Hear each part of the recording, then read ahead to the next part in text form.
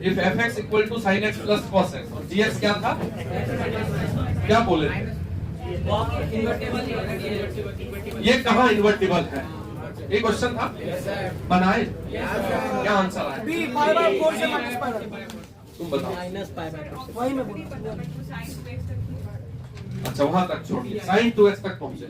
चलिए देखिए, sign x को अगर तुम जानते हो, जो लोग नहीं जानते हो, जो लोग नहीं जानते हैं साइन x को, वो जान लीजिए कि साइन x जो होता है 0 से पाई, पाई मतलब 180 डिग्री और 2 पाई मतलब 360, 0 से 180 में फर्स्ट और सेकंड क्वाड्रेंट में साइन x पॉजिटिव होता है, ऊपर होता है, और 180 से 360 में नेगेटिव। ये हुआ साइन x का ग्राफ 0 से 360 के बीच, बाकी जगह ठीक है।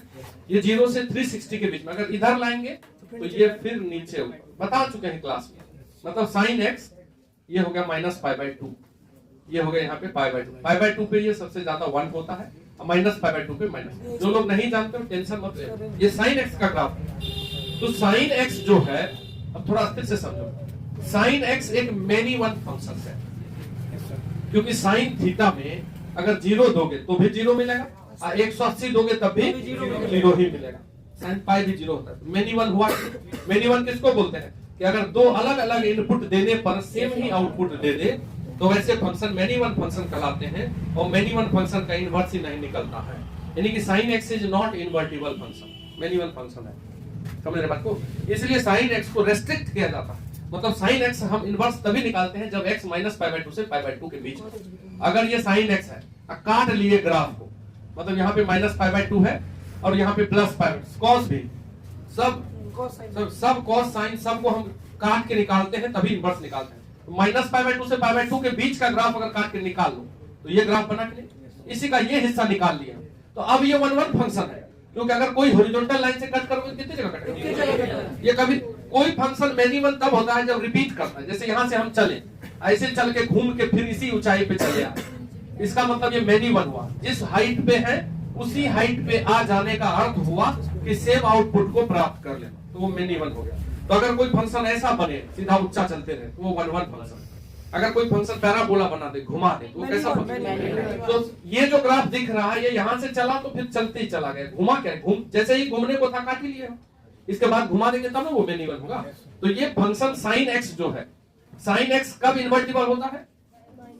साइन एक्स इज इन्वर्टिबल, ठीक है। साइन एक्स तब इन्वर्टिबल होता है इफ एक्स जो होता है वो माइनस पाई बाय 2 से पाई बाय 2 के बीच। अगर कोई पूछे कि साइन एक्स का इनवर्स कब निकालते हैं, जैसे हम इनवर्स ही पढ़ेंगे, एक टॉपिक होगा उसमें पढ़ेंगे साइन इनवर्स एक्स क्या होता है, इसके बारे में पूरा बात करेंगे। तो sine inverse x sine x का इनवर्स है कि नहीं है? तो किसी से ये डाउट कर सकते हैं कैसे इनवर्स निकल गया, साइन एक्स तो मेनी वन फंक्शन है। तो साइन एक्स का इनवर्स साइन इनवर्स एक्स तभी निकला है जब एक्स माइनस पाई बाय 2 से पाई बाय 2 में है, ऐसे नहीं हर जगह निकल गया। समझ रहे ना बात को? यही बात केवल जानना है, और ये बात जान गए तो क्वेश्चन बन कितना जगह लेगा ना, उसके पीछे भी अगर इतना जगह लेंगे जी, वहां भी निकलेगा, वो अलग खेल हो, ठीक है। साइन एक्स का वो फिर तुमको प्रिंसिपल वैल्यू इनवर्स में जब बताएंगे तो वहां क्लियर होगा कि यही वाला क्यों है, ठीक है, समझ रहे? तो वो अलग अलग हटा के वहां भी निकलता है दूसरा, मतलब सिर्फ माइनस पाई बाय 2 से पाई बाय 2 हम इसलिए लिए हैं कि वहां पे वो एंगल का खेल है, जो इनवर्स टॉपिक जब पढ़ाएंगे ना उस समय क्लियर हो जाएगा, पूरा कंप्लीट करेंगे वहां पे। तो अगर तुम gx में ये fx डालोगे तो gfx निकलेगा, पहले हम निकाल के देखते। हमारा gx है, ये क्वेश्चन बहुत ही अच्छा क्वेश्चन, छोटा में से है, एनसीईआरटी का मतलब वो होता है ना मिसलेनियस, उसी का है, अब पूछा हुआ है सब जगह उठाकर, ठीक है, सब जगह सब क्वेश्चन पे कई क्वेश्चन है, लेकिन एनसीईआरटी में भी डायरेक्ट ऐसे ही लिखा हुआ है। तो हम बोर्ड पे करवा रहे हैं, तो बोर्ड पे करवा रहे हैं तो कुछ अच्छा ही है इसमें, इसलिए करवा रहे हैं। तो एक्स स्क्वायर माइनस 1, तो एक्स ये gx है, इसमें x की जगह रख दो fx, ये रख दिया fx, तो ये x की जगह fx आ गया तो हो गया gfx, ठीक, आ गया fx। अब x की जगह fx डाल दें तो fx का स्क्वायर माइनस 1, जहां x था वहां fx ले दो, fx ये तो सब लोग किए हैं, fx की जगह ये fx लिख दीजिए, sin x plus cos x का होल स्क्वायर माइनस 1। अब ये प्लस b का होल स्क्वायर तो a square sin square b square cos square plus 2ab 2 sin x cos x minus 1। अब ये दोनों मिला के 1 ही होता है, तो ये 1 और ये 1 कट गया, क्या बचा? और ट्रिगोनोमेट्री में पढ़े हैं 2 sin x cos x होता है sin 2x, तो ये निकला तुम्हारा जी ऑफ एफ एक्स। ये जी ऑफ एफ एक्स क्या निकला? Sine x. ठीक है, ये है जी ऑफ एफ एक्स। अब पूछ रहा है कि ये कब इन्वर्टिबल होगा। जैसे तुमको बिल्कुल ही अगर नहीं आएगा तो कोई बात नहीं, ठीक, टॉपिक चेंज और तब फिर नया समझ में आएगा सब कुछ। तो जी एफ एक्स के बारे में हमको बात करना। अच्छा, साइन एक्स के बारे में क्या बात की? ये साइन एक्स है, ये साइन एक्स का फोटो है, ये लीजिए साइन एक्स, ये ऐसा बना हुआ है, ये साइन एक्स है। ठीक है, साइन एक्स में यहाँ पे है -π/2, ये 0 और ये π/2। पाई मतलब होता है 180 डिग्री, π/2 मतलब क्या होता है 90 डिग्री। तो ये है -90 और ये है 90, ये है 180, ये है फिर यहाँ पे 2π 360। इस टाइप से ये साइन एक्स बना। ये किसका ग्राफ है? Sine x. यदि हम ये सब डिस्कस किए हुए हैं, जो लोग नहीं किए हैं उनको समझा रहे। अगर साइन एक्स की जगह पे 2x रख दिया गया किसी भी फंक्शन में, तो अगर x की जगह 2x रखेंगे किसी भी फंक्शन में, अगर x है ना वहां 2x रख दो, वो ग्राफ दब जाता। मतलब ये सोचो कि अगर साइन x है और साइन 2x, x की जगह अगर 180 रखो, यहाँ 90 पर ही ना 180 हो जाएगा, जो बड़ा तो छोटा। ठीक है। अगर यहाँ x है और यहाँ 2x है, तो यहाँ तुम 360 रखोगे तो ये होगा साइन 360। तो इसमें x की जगह क्या रखोगे? 180 ही रखोगे तो 360 हो जाएगा। तो जो काम ये 360 पे करेगा वो काम ये किस पे करेगा? 180 पे ही कर देगा। इसलिए ये सेम ग्राफ जो है दब जाता है, कंप्रेस हो जाता है, तो दुगुना दबेगा सीधा। जैसे ये पाई पे यहाँ टच किया है, π/2 पे ही टच कर रहा है। जैसे ये 0 से यहाँ 2π है, यहाँ पाई है, तो ये आधा ऐसे, ये देखो 2 टाइम्स कंप्रेस हो गया। मतलब यहाँ एक बार ऊपर है एक बार नीचे है, तो यहाँ 2 बार ऊपर चल गया 2 बार। दुगुना दबने का मतलब यही हुआ, कैसे पकड़ के दबा दी, स्प्रिंग टाइप। इधर भी सेम इसी तरीके से। मतलब ये ग्राफ साइन 2x का है और ये ग्राफ साइन x का है। तो जो पॉइंट यहाँ -π/2 पे था और +π/2 पे था, वो आ गया यहाँ पे -π/4 पे और +π/4। तो -π/4 से +π/4, मतलब जो आधा हो जाएगा सब एंगल। जो ये π/2 पे 1 दे रहा था वो इससे पहले ही देने लगेगा। पहले मतलब 45 थे, ये 90 पे 1 दे रहा। अगर साइन x में 90 दोगे तो क्या होगा 1, और साइन 2x में क्या दोगे तो 1 हो जाएगा। 90 की जगह 45 देंगे तो 90 हो जाएगा। तो जो ये 90 पे ये ऊंचाई प्राप्त कर रहा है वो कहां प्राप्त कर रहा है? तो 45 पे जाकर के काटना पड़ेगा। हम इतने ही दूर का ग्राफ अगर लेंगे तो वो इन्वर्टिबल होगा। कहां पे इन्वर्टिबल हो जाएगा?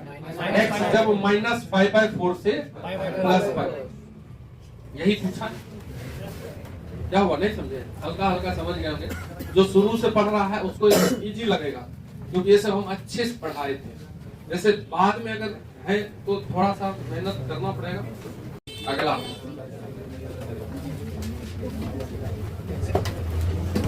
लिखो तो question.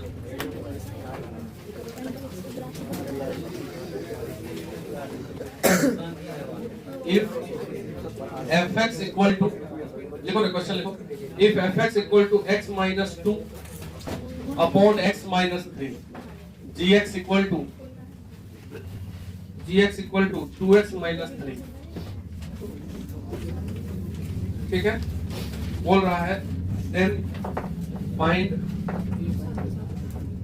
Some of all values of x, sum of all values of x for which f inverse x plus g inverse x, ये दोनों का इनवर्स फंक्शन का सम, दोनों फंक्शन दिया हुआ है, यदि 13/2 हो जाए इज इक्वल टू 13/2। तो अगर fx दिया है तो f इनवर्स x निकाल लोगे, और gx दिया है तो g इनवर्स x, दोनों जोड़ के किसके बराबर कर दोगे? तो वहां से निकलेगा x, जितना x निकलेगा सबको जोड़ना है, वही पूछ रहा है सम ऑफ ऑल वैल्यू। तो तुम सीधा दोनों का इनवर्स निकाल दो और कुछ मत करो, फिर जोड़ देना। ये देखिए fx पहले लिखोगे fx क्या दिया हुआ है, ये दिया है, तो इनवर्स जब निकालना ये वाला fx को क्या मान लेंगे y, और इसी को सॉल्व करो, ऐसे इधर इनटू करो, वहां से x इक्वल टू निकालो, आराम से करो। fx इक्वल टू दिया हुआ है ये, तो fx को मान लो y, वो नाम लिखने वाला पढ़ाते जाना। अब इसको अगर y लिखे हैं तो y अपॉन 1 है, क्रॉस मल्टीप्लाई कर दो, तो yx फिर y इंटू 3, फिर 1 से इसको इंटू करेंगे, तो x वाले को एक तरफ कर दीजिए बस, इस x को उठा के इधर ले आओ, xy है ही, एगो x चला है, 3y को उधर कर देंगे, यहाँ से x को कॉमन कर लो, y माइनस 1, 3y माइनस 2, यहाँ से x निकाल दो।